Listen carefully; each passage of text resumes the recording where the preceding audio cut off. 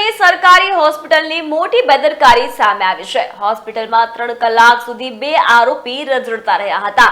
મળતી માહિતી મુજબ પોરબંદર ખાસ જેલમાંથી 2 કાચા કામના આરોપીની તબિયત લથડી પડતા પોરબંદર સિવિલ હોસ્પિટલે ખસેડવામાં આવ્યા હતા।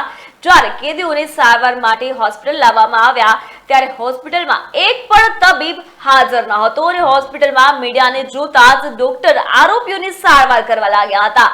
આમ ભાવસીજી હોસ્પિટલના બેજવાબદાર તબીબના કારણે જો કેદીઓ નાસી ગયા હોત અથવા વધુ તબિયત લથડી હોત તો જવાબદારી કોની? ત્યારે આ મામલે ફરી એકવાર ભાવસીજી સિવિલ હોસ્પિટલ વિવાદોમાં સપડાઈ છે।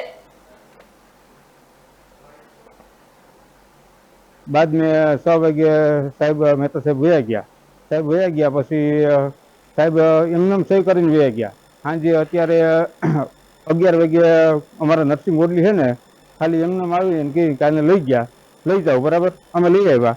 પછી અહીં જાડે સાહેબ નોકરી હતી કોઈ અહીં 11:30 વાગ્યાના આવ્યા 1:30 વાગ્યા કોઈ અમને કંઈ રિફ્રેશ ન આપ્યો 2 કલાક અમે રાહ જોઈ। અત્યારે સાહેબ આવ્યા તમે આવ્યા ને સાહેબ પછી સાહેબ આવ્યા અને અમને કીધું ચાલો તમને ઓલું લઈ જઈએ કીધો એટલે શરીર વાઇબ્રેટ મારતું હતું।